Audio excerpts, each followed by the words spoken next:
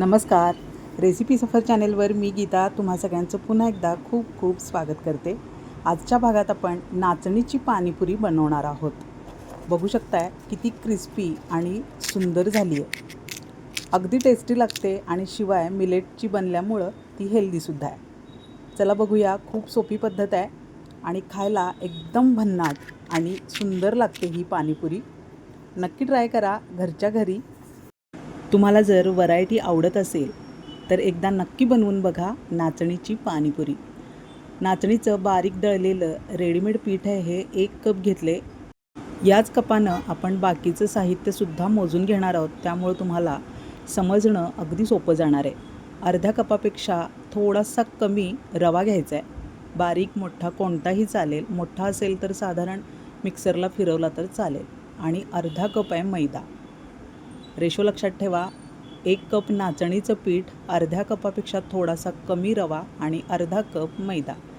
थोडंसं मीठ टाकायचं आहे. मीठ जास्त टाकायचं नाही, कारण मिठाचं प्रमाण जर जास्त झालं तर पुऱ्या मऊ पडू शकतात. आता मोहन टाकूया. कडकडीत तेलाचं मोहन टाकायचं आहे. या प्रमाणासाठी 4 टेबलस्पून तेल घेणार आहे मी. अगदी कडकडीत तेल गरम करायचं आहे. थंड तेल टाकू नका. आता गॅसवर आपण हे तेल तापायला ठेवूया. तेल तापतंय तोपर्यंत हे बाकीचं सगळं साहित्य व्यवस्थित मिक्स करून घ्यायचं. खूप छान होते ही पाणीपुरी. एकदा नक्की ट्राय करून बघा. म्हणजे तुम्हाला जर व्हरायटी खाण्यात आवडत असेल पाणीपुरीच्या तर या पुऱ्यासुद्धा तुम्हाला नक्की आवडतील आणि अगदी साध्या सोप्या पद्धतीनं बनवतासुद्धा येतील. तेल कडकडीत तापले, पण मी एकदम सगळं ओतलेलं नाही. चमचाभर तेल बाजूला ठेवूया आणि जर गरज वाटली तर आपण मिक्स करायचं आहे. आता तेल खूप गरम आहे, त्यामुळं आधी चमच्यानीच मिक्स करा, हाताला चटका बसेल. पिठामध्ये व्यवस्थित तेल मिक्स करा. आता उरलेलं जे 1 चमचा तेल बाजूला ठेवलं होतं ते सुद्धा लागले, ते सुद्धा मिक्स करून घ्यायचं. सगळं पिठात व्यवस्थित मिक्स करून घ्या. आणि आता थंडच पाणी टाकायचं आहे. गरम पाणी टाकायची काही गरज नाही. थोडं थोडं टाकायचं आहे. जेवढं आपण पीठ घेतलं होतं तेवढंच पाणी घेतलं आहे, पण एकदम ओतायचं नाही. आधी अर्धाच कप मी पाणी यामध्ये मिक्स केले, कारण नाचणीचं धान्य खूप नाजूक असतं, त्यामुळे त्याचं पीठसुद्धा नाजूक असतं. त्यामध्ये जास्त पाणी खपत नाही. त्यासाठी जपून पाण्याचा वापर करायचा आहे. आणि अगदी थोडंसं अर्धाच कप पाणी मी यामध्ये आत्ता मिक्स केलं आहे. जर गरज वाटली तर अजून थोडं पाणी मिक्स करायचं आहे. अगदी घट्ट गोळा मळायचा आहे, पण अगदीच खूप घट्ट मळू नका, कारण जर खूप घट्ट गोळा झाला तर पुऱ्या फाटू शकतात. यामध्ये रवा असल्यामुळं त्याला फुलायला जागा मिळायला पाहिजे. त्यासाठी घट्ट नाही आणि खूप सैलसर तर अजिबात नको, अशा पद्धतीचा गोळा आपल्याला मळून हवा आहे. आता पाणी लागणार नाही असं वाटतंय. व्यवस्थित पीठ मऊसर लागते हाताला. 4-5 मिनिटं असाच गोळा आपल्याला मळत राहायचं आहे. यामध्ये रवा आहे, त्यामुळं पीठ व्यवस्थित मळून घ्यायचं. त्यामुळे रवा मऊ पडतो आणि पीठ व्यवस्थित आपल्याला छान एकाच कन्सिस्टन्सीचं मिळतं. बघा, आता खूप सैलसर नाही आणि घट्ट तर अजिबात नाही, अशा पद्धतीनं आपण गोळा मळून घेतला आहे.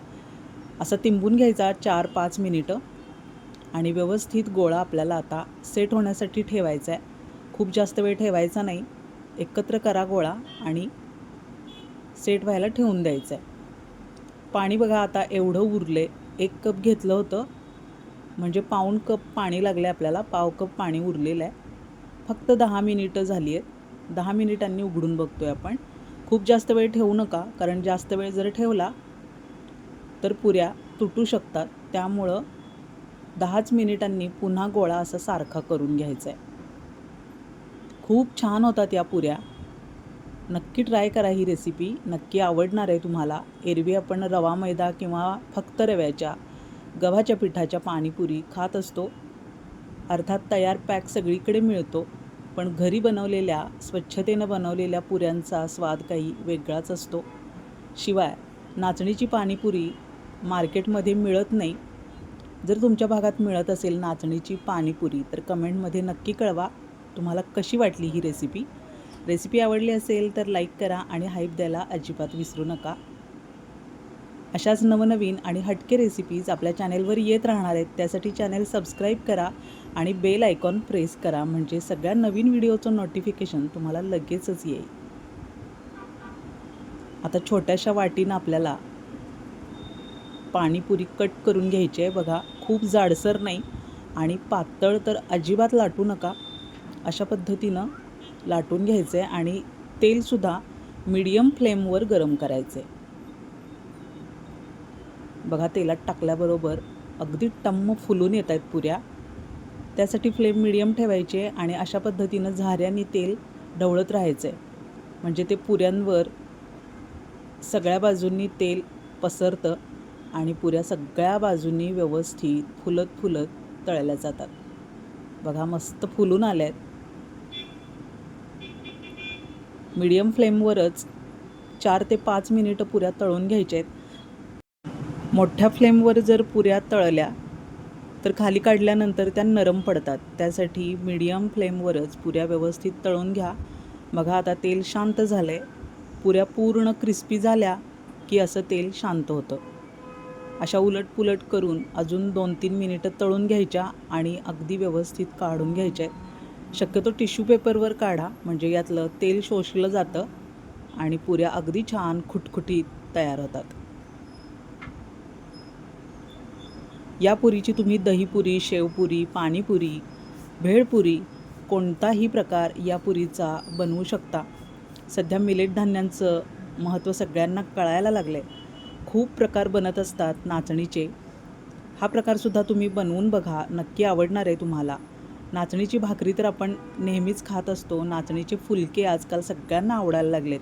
शुगर पेशंटना नाचणी खूप आवश्यक असते. नाचणीची आंबीलसुद्धा आपण बनवत असतो.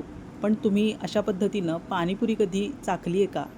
कमेंटमध्ये नक्की सांगा आणि व्हिडिओ आवडला असेल तर लाईक करा आणि हाईप द्यायला विसरू नका. बघा, दुसऱ्यासुद्धा पुऱ्या मी अशाच पद्धतीनं लाटून घेतल्या आहेत. असं तेल ढवळल्यामुळं पुऱ्या फुलायला मदत होते. हलवाई लोकसुद्धा अशाच पद्धतीनं पुऱ्या तळत असतात. याआधी रव्याची आणि गव्हाच्या पिठाची पाणीपुरीची रेसिपी आपल्या चॅनेलवर अपलोड आहे. तीसुद्धा एकदा नक्की ट्राय करा. खूप सुंदर बनली आहे तीसुद्धा रेसिपी. अगदी विकतच्यासारखीच पाणीपुरी बनते. त्यासाठी अगदी परफेक्ट रेशो दिला आहे मी तुम्हाला.